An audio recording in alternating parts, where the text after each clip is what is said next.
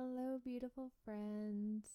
I am coming to you with a completely new podcast series. I do have a podcast series called My Medicine, which was inspired. I personally love psychedelics. Really am only familiar with the psilocybin, but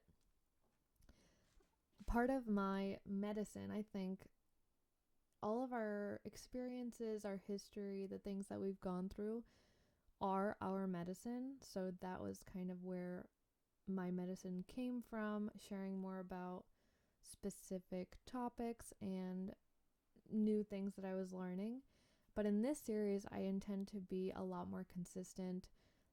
Something that I've been wanting to share for a really long time has been my personal diary, which I'm sure is not something you typically hear, but I love to create content. I love to just be vulnerable, be myself. My whole thing is freedom. I help newly awakened souls break themselves free from societal pressure so that they can live an authentic and fulfilling life. So part of me living that authentic and fulfilling life and being free and being myself is sharing my diary. And I hope that me sharing vulnerably helps other people know that they're not alone and helps others feel less lonely by finding connection with me, whether we're in the physical together or not. I remember when I was younger, I would binge watch YouTube. I was obsessed with YouTube and YouTubers and just seeing how other people live their lives and being vulnerable and being open and kind of just living this life that not a lot of people do. You know, I was an accountant about a year ago. I was living my 9 to 5 life and realized that it really wasn't for me. I convinced myself so much that it was for me, though, but ultimately realized that it was this hamster wheel that I needed to get off of. So I have since quit. My job now is I am a confidence coach and I help women break themselves free from societal expectations so that they can live that authentic and fulfilling life and be free. Be free to be themselves and live life for themselves. Because at the end of the day, all we have is ourselves anyway. So, me also sharing my diary is like the ultimate act of self-love to me. To me, self-love is sharing my thoughts, my feelings, even if it makes others feel uncomfortable. It's me putting my truth ahead of everything else. And if people don't like it, it is what it is. I kind of do social media in a different way. I love to be vulnerable. I am not afraid to look foolish. I just love being myself and showing up as myself. But the thing is, on social media, I don't pay much attention to likes. I don't pay attention to who views my stories. I kind of just post, and I'm only on social media when I am posting. So there's not a lot of time for me to be worried about other people's validation so that I can actually post authentically and it's not going to be controlled by my worry of how other people perceive me. I just don't fucking care. Because I know that the people who gravitate towards me are the ones that are ready for me. They're ready to dive deep and go on this journey. This journey, and then if people are turned off, that just shows me that we're not ready for each other. And hopefully one day we will be. But I am going to get into this. This is my first diary. I actually did it on these notes that we would use as accountants, and I was still an accountant at this time. This starts April 17th, 2021. So it's 10/17 now. So a year and a half ago to the day. That's pretty cool. So I don't know if I'm going to actually read from this because it includes names, which I actually use code names. I'm going to be providing context as well, and being able to read it easily is important to the flow. And my kitty's going crazy right now. And important for the flow and important to read it, honestly, because my handwriting has gotten better, I promise you that, but back then I was just getting into it. And actually, I'm going to talk about my inspiration for journaling and the original reason why I started journaling. And I remember I stumbled across my 8th grade when I was I must have been in 10th grade. In 10th grade, I did this little comic strip of how my day went. So instead of kind of describing how my day went, I did a comic strip, and it kind of shows you how my day went. And I was obsessed with this boy who ended up being my boyfriend. We're not together anymore, but it's just a funny little thing, and it shows you where my priorities were, and it's just a little snapshot of like what a day in the life of a 10th grader was for me. And I loved that idea because I obviously can't remember everything, and I love the idea of a journal being a time capsule and helps me remember like who I am, where I came from, and helps me remember certain things in my life. So the reason that I did it was more so for documentation versus self-reflection. But as it turns out, I have been using it a lot for self-reflection and has been an integral part of my journey, and it's something I'm really, really excited to share. So let me pull it up and we'll get into it. So April 17th, 2021. I'll be using code names, and I'm also going to be inserting little tidbits and context in case the written form is not enough. Alrighty. I still want to see my face. Okay. Here we go.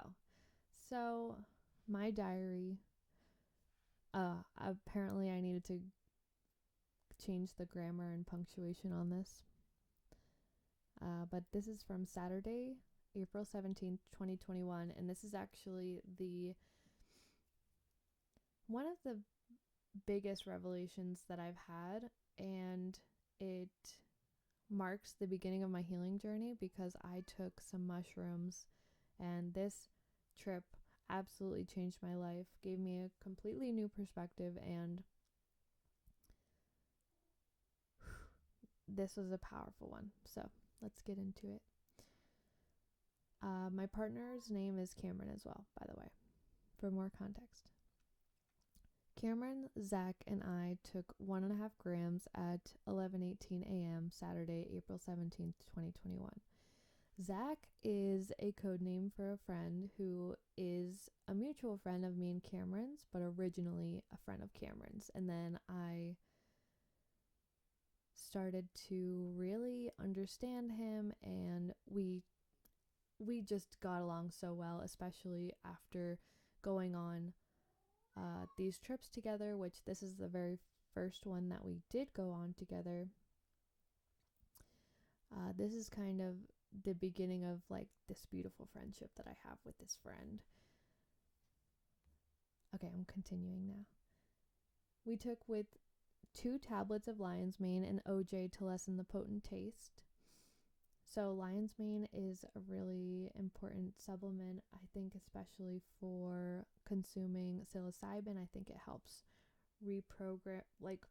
rebuild neurons and pathways in the brain. So highly recommend. I read Amanda's note beforehand to everyone, and we proceeded to the basement to start playing Munchkin. So Amanda is this person. Okay, so this episode is going to be a lot of context, and you're going to be seeing Amanda's name throughout this whole series, because Amanda is actually the person that introduced me to the psilocybin and also gave me this beautiful note. I have it over here that I retyped in calligraphy. And this note, I think, along with taking the psilocybin, this note sets the intentions for the trip, and I think is one of the huge factors in why I am the way that I am now. So I'm going to read the note. We give thanks to the spirit of the mushrooms. We pray for healing, for understanding of oneness, for love, for compassion, for peace, and for joy, that we may walk this glorious earth, helping those to remember who they are, that we continue to remember who we are, so we may walk in a good way, bringing healing to ourselves and all those we encounter. We honor you and we appreciate you. So that is the note that I would read before every single trip. Not technically my first trip, because they weren't mushrooms that Amanda gave me. It was someone else. But ever since meeting Amanda in this incredibly serendipitous way, which I may show you or share in another episode, has really, been the driving force of my healing journey and kickstarted everything, and the rest is history now. Okay, about 15 minutes in, we started to feel a little wonky. Looking at the basement tapestries, flowers were breathing, changing colors, contracting and expanding. Everything was breathing. We then felt compelled to go outside after feeling this sensation. Is this really happening? Am I alive? Am I actually tripping? Yes. And that is exactly what I was thinking to myself. Like, holy shit, what have I gotten myself into? I grabbed my yellow striped beach chair, my pastel drug rug, which I don't know if that is, if that's appropriate anymore. This sweater that I got in Mexico. And I apologize for previous Lizzie's ignorance there. Nice slides, and made our way to Ernie, our oak tree that protected us during our prior trip. So Ernie was an oak tree that my friend had named. And we were watching and admiring all the trees swaying, breathing, branches moving, the snow on the ground. It snowed surprisingly about 6 inches the day prior, and is still on the ground. So what was really cool about this was that it did snow. It snowed the day before, and we were originally going to postpone this trip, but I didn't want to. And we decided to go outside anyway, even though the snow was all over the ground. But it's a crazy thing. So if anybody has experienced snow, somehow the snow and below the trees, there was these patches around the trees that there was no snow around. So I don't really know what the science is behind that, but it was incredible and perfect. And I'm sure I'm gonna mention it, but the snow, like Ernie saved us a patch of grass so that we could be comfortable and not in the snow. We sat in a circle triad, staring at the trees and the small patch of snowless land that Ernie had saved us. We were all watching / admiring the trees swaying, breathing, branches moving, and the snow on the ground. And the snowless patch that showed the life underneath. As the nausea increased, almost unbearable, I felt the need to close my eyes as protection, seeing various colors not unlike psychedelic posters you would see from the 70s. My mind racing. I was starting to feel cold at the time of walking out to Ernie. I was sloshing in the 4 inches of snow with my slides. That had no effect on my body temperature. My slides were wet. I was previously enjoying the land with bare feet. Now I get it. I didn't understand why it was so great to put bare feet on the ground, but this was a little bit of a connection there. But the cold would soon overtake my body. Cameron fetched me my Target snow boots and gray fuzzy blanket my granny got us. I felt much better. I went to go pee by the shed, feeling very dissociated and separated from my body, wondering how people on mushrooms can be connected to their physical shell. Yeah, going to the bathroom and human bodily functions are like not a thing. It's just super, you can understand how much more challenging it is to be a human when on the mushrooms. Tell you that much. I came back feeling very weak. Every time I was walking, really. I needed to continue to close my eyes. The surroundings were too much to handle. I wrapped in my blanket for comfort, occasionally opening my eyes to make sure the guys were still okay. I announced, I feel like I could die. Not because of joy, I felt like I was at the point of, okay, I could see myself in a hospital dying right now. Death. And when I say dying, I truly, truly mean it. It felt like it. I was like, oh my God, I feel like I could totally die right now. Ugh. Not the most fun feeling in the world. The cold was increasing. I couldn't handle it. It also started to rain as a sign of, okay, y'all. Y'all need to get inside. I needed to be in the darkest, most comfortable position for my body, especially at the time, fetal position. Wrapped in my blanket, pressed against my red weighted blanket on the couch in the basement, I continued to close my eyes. The music was still playing.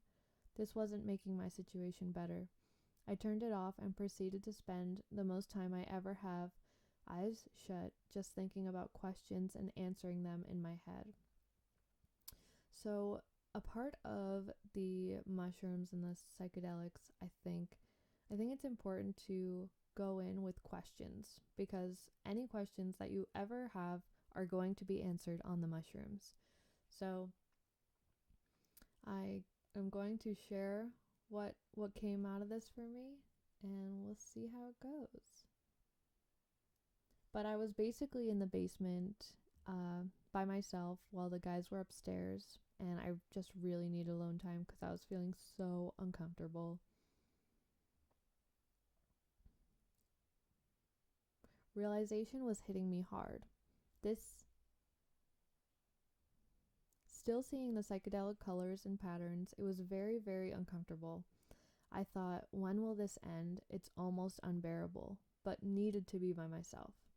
I was close to suggesting I want my mom, but stuck it out, thinking in no particular order. Okay, so this part I was like, oh my gosh, I want my mom.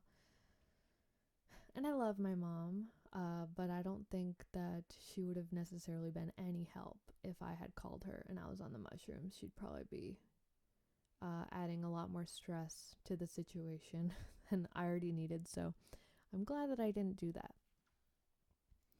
But I'm going to share the revelations that came to me during this and really, really had a huge impact on me forever at this point.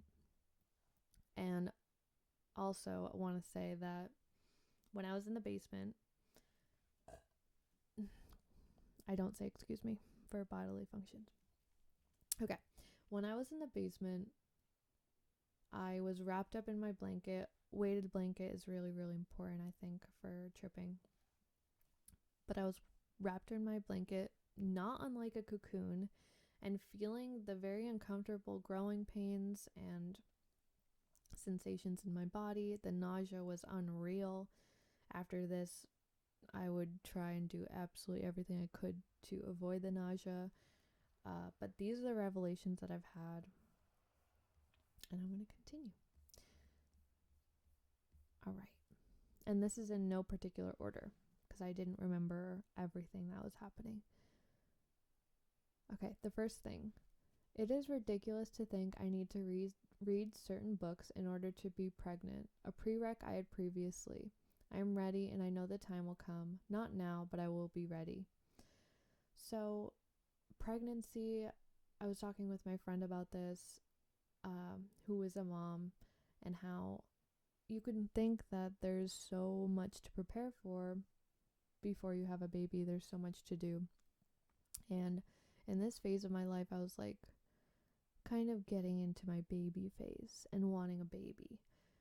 And that was just one part of it, and kind of shows you what I was thinking and where my head was at this point in time. All right, the second revelation. I am whole. All of the validation and reassurance is within me. I am all I need. I am a strong, vulnerable, powerful woman, and I can handle anything. I can handle being in the Cape Cod household.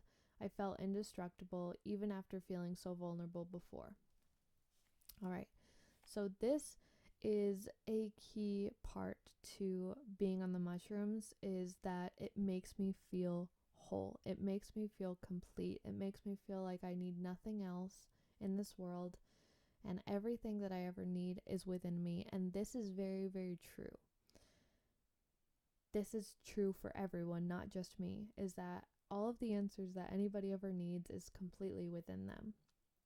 And when I say that I can handle being in the Cape Cod household, my dad and my stepmom are in the Cape. My dad has lived in the Cape for what seems for a very long time, and I would go back and forth to visit my dad. He would come and pick me up 2.5 hours away in Connecticut. And after this, at this point in time where I'm reading it, we're not really talking. Even right now, for me, reading my entry, I'm not talking to my father. And there are many reasons that is the case. I didn't really understand what abuse was. I didn't really understand that it could happen to me at all. I thought I was one of the lucky ones that got away. But kind of learning more about it and sharing my perspectives with other people would be like, yeah, that shit's not normal. That shit's not okay. And have gone through a lot of traumatizing experiences, which may be saved for another day, but in that moment when I was tripping, I felt so powerful that I could handle anything, and handling anything, even being around my family, who they are the humans on this earth that trigger me the most. So that was how I was feeling in the moment, even though I was feeling so weak before. Okay, another revelation. I have so much love to give. My purpose on this earth is to help others, specifically women with shrooms, finding their purpose, empowering them, which has left me at a crossroads between my current unfulfilling yet stable job with one more fulfilling and world-changing. This goes hand in hand with wanting siblings my whole life. Since being an only child is so difficult, getting all of the wrath from each parent solo, the two most important people I need to be there for are my wishes. All right, more context. So I would grow up watching movies of these big happy families. Cheaper by the Dozen is one that sticks out to me, and I would watch that on repeat. And being an only child has been really, really lonely, especially the only child of two single parents, because I would get the wrath from both parents. I lived with my mom full time, and she worked from home for most of it, and a lot of the stress, which was a lot of the stress from work would be directed towards me because I was around. I was just always around, and my mom didn't necessarily know how to regulate her emotions or keep that separate, and was trying her best, but a lot of that stuff would be going towards me, and I would just be subject to whatever mood she was in that day. And usually it wasn't great. And then my dad, someone who very much expresses and leans into anger, but in a very scary way, it would just be me and him. And sometimes my father can be the most reasonable person in the world. Sometimes he can be the least reasonable person in the world. And both parents were just so unpredictable that I didn't know what I was getting each day. And I just wish that I had 11 other siblings to kind of take all of that stuff off of my plate, and I could feel less lonely and know that, like, I'm not the only one going through this. But I was. And I actually wished for siblings my whole entire life. And at my age, when I was 20 years old, I had a sister. She is 20 years. Her due date was 20 years before my due date to the day. And I also have a brother. So my sister is almost 7 and my brother is 3. And part of why I'm not in their lives anymore is because I don't want to enable that behavior. I never want to make it seem like it's okay, because I don't want my siblings to have to deal with the same things that I did. So part of me kind of distancing myself is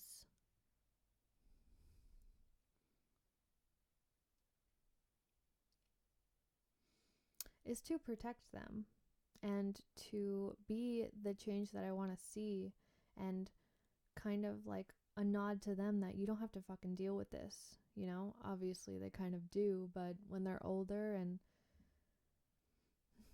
they just know that there's a sibling that deeply cares about them and is there for them no matter what, but is not okay with the way that she was treated. And I don't want anybody to feel like they deserve it, especially them. So that's part of the context for that. Okay, next revelation. I can't be worrying about everyone around me. As a woman energy, nurturing figure, while I was experiencing this rebirth, I learned I worry so much for everyone around me. Too much. I need to focus on myself and trust that the other two have got this. Whatever happens will be fine and great. I need to trust in others and relinquish that control, which is too much to bear. Specifically, was worried about them burning down the house, but had to trust them and follow my journey. So, some context for this is that I was down in the basement, tripping my balls off, and Zach and Cameron, Zach didn't really feel it as much because I think he required a larger dose, and I think Cameron was feeling it. So they were upstairs, and Zach had brought over these wings and was gonna heat them up in the oven. And I was in the basement. I was so nervous. I was terrified that, like, one of my fears is like burning down the house. And in the basement, I was worrying about everything. And I noticed my brain doing this anyways when it's relaxed, because it's so used to being in this fear-based state. It looks for things to worry about, and one of the things that it was looking to worry about was them burning down the house and not being able to know how to use the oven because they're both tripping, right? And I'm assuming that they're both feeling the same way that I am, which I would not have trusted myself to use the oven. So I was kind of projecting that onto them and feeling a lot of worry. And then I was like, wait a second. It's not my responsibility. I'm not responsible for those people. I'm only responsible for myself. And to surrender, this was a huge lesson of surrendering and just trusting. Like, it's such a big burden to bear, to worry about all of these people around me oh my God. And to think that everything is in my control is it's intense. So in that moment I kind of surrendered, and that's when the trip was took a turn for the better, and I was starting to really enjoy my time, was when I surrendered. So that's kind of a key for any stage of life, whether one is tripping or not. But was a really important lesson for me to learn. All right, I'm going to continue reading. I believe shortly after this rebirth, which the rebirth is real, I fully died and was reborn in the basement in this cocoon that I had. And I was emerging from my cocoon, which was my gray blanket my granny gave me. Thank you, Granny. And I'm telling you, the cocoon process and being formed and stuff, and it's so uncomfortable. But I was coming upstairs from the basement, and I remember seeing, like, it was so bright upstairs, and I felt like I was being reborn as I was walking up these stairs. And kind of being reborn as like my own mom. And I remember going to the bathroom and just seeing the light as I was going upstairs was insane, and was really symbolic of the rebirth. And, at this point I was spreading my wings and was in my butterfly mode, ready to converse and share all of my revelations with my friends. So I went upstairs. The world was much brighter than I imagined, seeing everything in a whole new light, figuratively and literally. The guys were doing okay. I went to pee. I laid on the green couch watching Zach eat wings. Cameron went to lie down. So Cameron I think he was relieved that I came upstairs because he felt an obligation to be around Zach. Even though he was feeling pretty shitty himself, he actually had his own journey and was really turned off by psilocybin during this trip, because he also was eating the wings because he didn't want Zach to be alone eating the wings. And like the sauce was like going into his fingers, and kind of, it was just not a positive experience. So Cameron went to lie down. I was staring at Zach, crying about how beautiful, though it's not the best to stare at someone eating bones, it was beautiful. So I'm watching Zach eating these wings, and he's so comfortable. He's just so comfortable. Something that I love to host. And when I host, I want people who are there to be comfortable. I want them to feel like it's their home too. You know what I mean? And I know, at least for myself, when I go to different houses, I'm not as comfortable to eat. I think it's just because it's a new energy, and I feel a little too nervous and anxious to eat. So when I was watching Zach eating these wings, which, I mean, for a normal person not watching, eating wings specifically is like disgusting. Because they're bones and it's chicken and it's like slurping and all of that stuff. But when I was watching him do it, I was literally crying and staring at him because I thought it was so beautiful that he was so comfortable. And it really, I think I was taking it personally, in that I felt like I did my job right, and that I helped him feel relaxed and at peace and comfortable in my home in order to like eat these wings solo. So I thought it was amazing. Okay, I'm continuing now. It could have been because of his level of comfortability in our house or comfortability with us. I'm not sure. He moved to the nest chair, and I proceeded to tell him about my experience, death, rebirth. Also, my gray blanket was my fetus or womb. The red tufted fur on the weighted blanket was my guide. It literally was. So I saw a little guy, like a really little guy, on my weighted blanket in the tufts of the fur. And he was definitely like my little inner cheerleader saying, "You got this, you are strong, you are amazing, hold on, keep going." And it was awesome. Okay, continuing. Anyways, I was telling Zach about my experience. One thing to know, I was bringing up the topic of polygamy, a topic that made me feel incredibly uncomfortable when Haley brought it up. So, again, that serendipitous meeting I want to share for another day. Uh, we were all at this bonfire, and I met all of these new friends, and they were talking about polygamy. And I have never entertained that idea before this day. And it made me feel very uncomfortable because I know how faithful Cameron is, and I know his past and his parents' divorce, and cheating is just something that is a no, no, no. I mean, it's a no for, I think lying is ultimately the worst thing ever, but worst thing ever as in like if polygamy was, an agreement between people. But I was talking about how uncomfortable it had made me.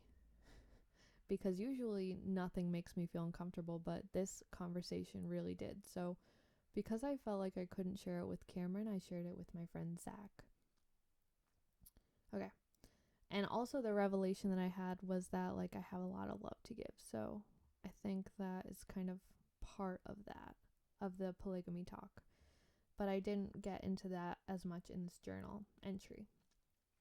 Okay, continuing.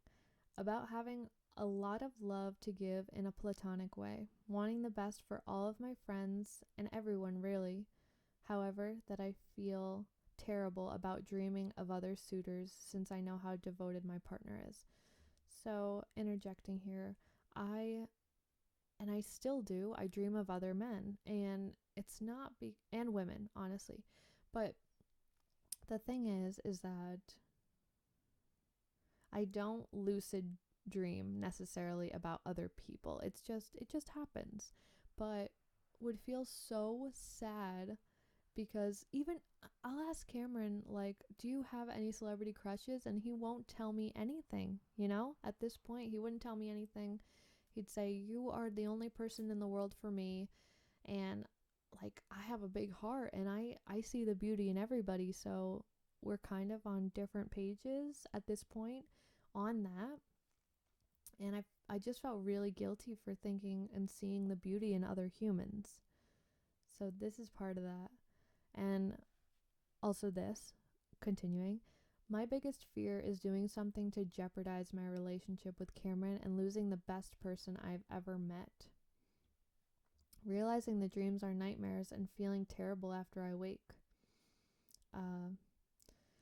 Because that was another part of it, was that I really didn't trust myself. I had a hard time trusting myself. I had a hard time believing that I wouldn't mess it up because of some of the self-sabotaging tendencies I can have, or I did have more so back then, and was just afraid that I was going to do something to fuck it up because I really didn't want to lose this relationship.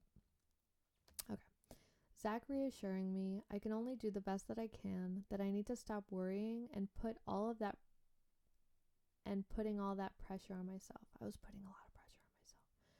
I was telling them about my other realizations, so Cameron joined at this point, getting incredibly emotional and feeling like a new person, being very much in the moment. After chatting, we go outside. The snow is completely gone. Because of the rain happened, the snow was all gone. There was a lot of snow beforehand, but now it was all gone. The light shone through the clouds, circles of earth around the trees, the snow already practically gone. We took a few hits of a joint. I feel very faint, and we go inside for a breather. And then, because my house was right down the street from Ashford Dairy Bar, which they had yummy food, yummy ice cream, all of that stuff, we all walked down to Ashford Dairy Bar, and that was the first time walking there for me. And I had noticed things on that walk that I never had before, and we ended up having wonderful foods and I love after a good trip rewarding myself with yummy, yummy foods and yeah, just taking it easy and rewarding myself for doing the hard work because it was not easy. That trip was not easy for me, but that is the end of my first entry. That is the end of the first entry that marks the beginning of my healing journey. Next week, I'm going to share about some other things that'll probably be even more dramatic next week, but uh, this is really cool, and I hope y'all enjoy it. I hope you enjoy the new sound system I upgraded and may or may not have had this mic for almost 2 years, but we're here. And yeah, I plan on doing this at least once every 2 weeks, but I'm gonna try for once a week, posting on this podcast series, Open Book with Lizzie Bee and her diary.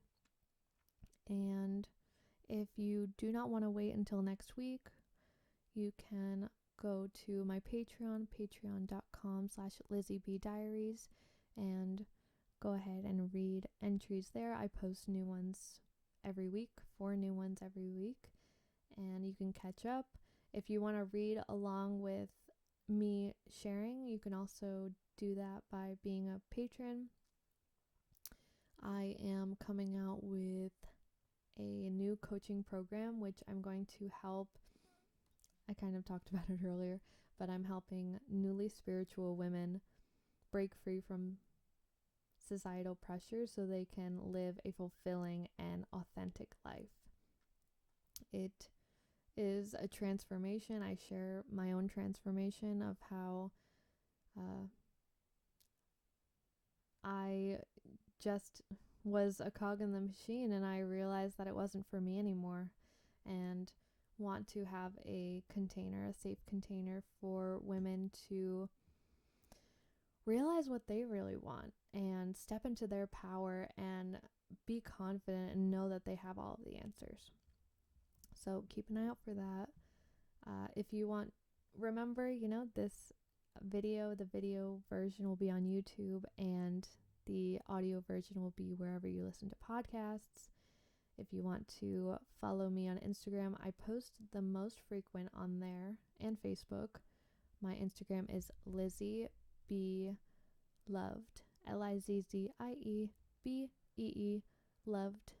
And yeah, this was really fun. I hope you enjoy. It's going to get better. I have many more mushroom stories. I share, the most vulnerability that I have. I am definitely testing myself. And there's going to be much more juice coming up for sure.